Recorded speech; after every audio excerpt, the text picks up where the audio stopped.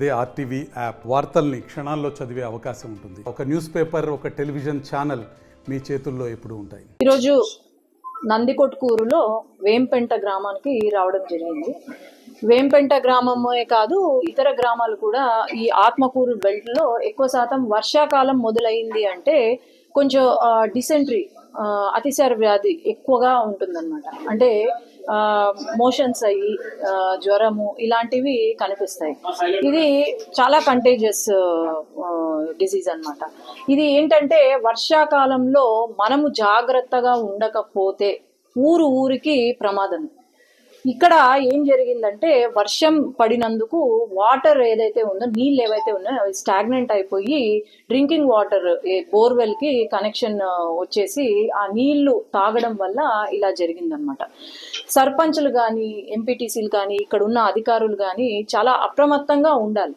ఇది ఒక్కటే కాదు, ఈ కాలంలో డెంగ్యూ, మలేరియా కూడా ఎక్కువగా ఉంటుంది. ఈ డెంగ్యూ, మలేరియా ఎక్కువగా కనిపిస్తుంది ఎందుకు అంటే వర్షాకాలంలో మళ్ళీ సేమ్ ఈ స్టాగ్నెంట్ వాటర్, నీళ్ళు ఏవైతే ఉంటాయో దాంట్లో దోమలు ఉండడము, గుడ్లు పెట్టడము, దాంట్లో ఈ దోమలు రావడం అనేది తెలుస్తుంది.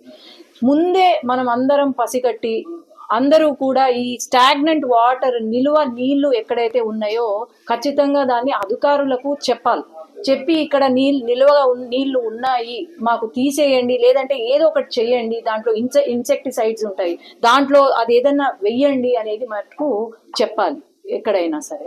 ఇప్పుడు దీనికి నేను ఒకటే చెప్పేది, అందరూ జాగ్రత్తగా ఉండాలా. నీళ్లు తాగేటప్పుడు మంచి నీళ్లు తాగాలి. మినరల్ వాటర్, ఇప్పుడు ఈ వర్షాకాలం కాబట్టి మంచినీళ్ళు మినరల్ వాటర్ ప్లాంట్స్ నుంచి పట్టుకొని వచ్చి మినరల్ వాటర్ తాగడము, లేదంటే డెంగ్యూ, మలేరియా నుంచి కాపాడుకోవడం కోసము మస్కిటో నెట్స్ ఏవైతే ఉన్నాయో, దోంతర్లు అవి పెట్టుకోవడము, లేదంటే మస్కిటో ఇవి ఉంటాయి కదా మన కాయిల్స్, మస్కిటో కాయిల్స్ పెట్టుకోవడము, ఇలాంటివి అందరూ చేయవలసిందిగా కోరుతున్నాను. ఈ వర్షాకాలంలోనే ఈ డెంగ్యూ, మలేరియా లేదంటే ఇట్లా వేదులు, డిసెంట్రీ రావడం అనేది ఎక్కువగా ఉంటుంది. కాబట్టి అందరూ కూడా అప్రమత్తమయ్యి, అధికారులే కాదు మనలో ప్రజలు కూడా అప్రమత్తమయ్యి మీరు క్షేమంగా ఉండాలని కోరుతున్నాను. అట్లాగే ఎక్కడైనా ఏదైనా ఇలాంటి సిమ్టమ్స్ కనిపించినాయంటే వెంటనే అధికారులకు ఇన్ఫార్మ్ చేయాలి. ఆర్డీఓ గారికి, ఇక్కడ మెడికల్ అథారిటీస్ ఉంటారు, లేదంటే మీ సర్పంచ్లకు, అందరికీ కూడా చెప్పి అప్రమత్తం చేయవలసిందిగా నేను కోరుతున్నాను. అట్లాగే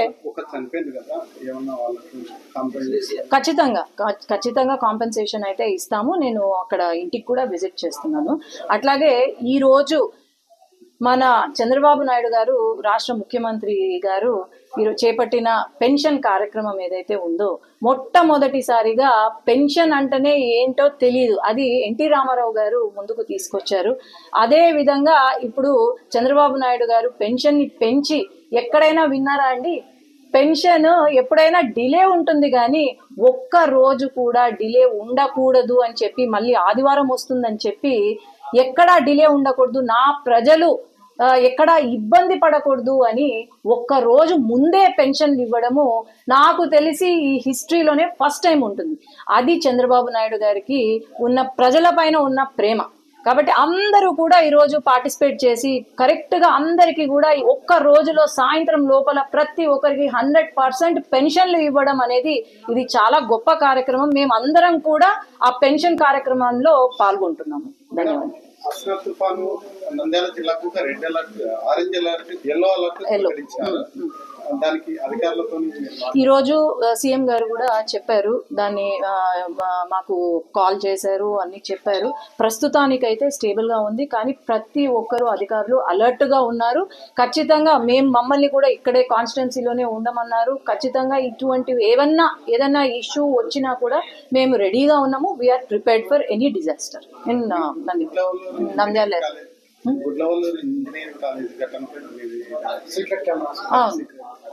మనం చూస్తూనే ఉన్నాము, 5 సంవత్సరాల కాలంలో ఏం జరిగాయి అనేవి ఇప్పుడు బయటకు వస్తున్నాయి. ఆడవారికి న్యాయం జరగలేదు, ఆడవారికి అసలు ఇంపార్టెన్సే లేదు.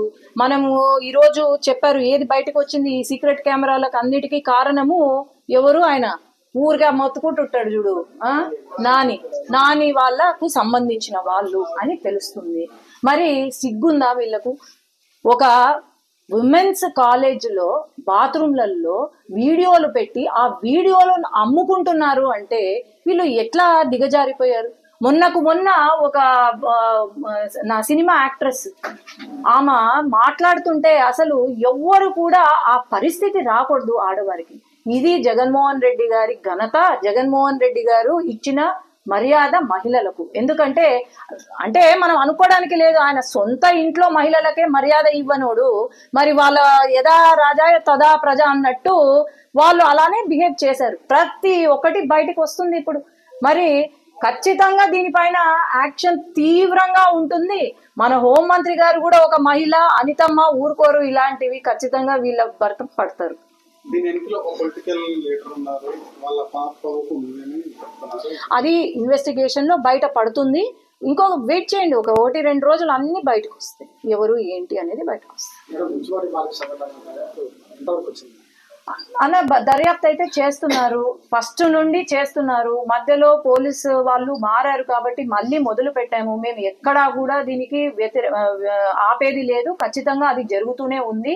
మీకు అందరికీ తెలుసు, వాళ్ళు ఎవరైతే కారణమో వాళ్ళని వెంటనే పట్టుకున్నారు. పోలీసులు అంత బాగా చేశారు కాబట్టే వీళ్ళని పట్టుకోగలిగారు.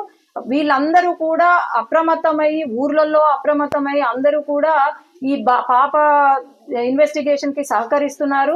ఎందుకు దాన్ని చూస్తే ఎస్సీలు ఎవరైతే ఉన్నారో వాళ్ళ సొంత ఇంటి పక్కన ఉన్న వాళ్ళే ఆ పాప బాలిక వాళ్ళ కుటుంబాన్ని పరామర్శించి వాళ్ళు కూడా ఆర్థికంగా హెల్ప్ చేశారు అంటే ఆలోచన చేయండి. కాబట్టి ఎక్కడ ఇన్వెస్టిగేషన్ ఎక్కడ ఆగలేదు, ఇది జరుగుతుంది. దొరికినంత వరకు ఎవరైతే దీనికి కారణమో అన్ని కూడా బయటకు వస్తాయి.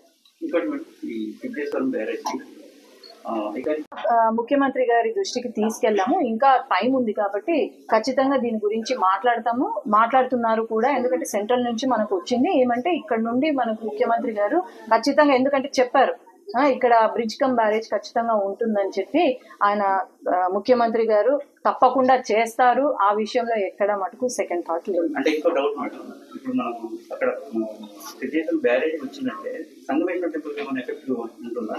అంటే వాటర్ స్టోరేజ్ ఒకటి అన్నా, మీరు ఒకటి ఆలోచన చేస్తున్నారు, అక్కడ బ్యారేజ్ కనుక వచ్చిందంటే కంప్లీట్ రాయలసీమకు నీళ్లు వస్తాయి.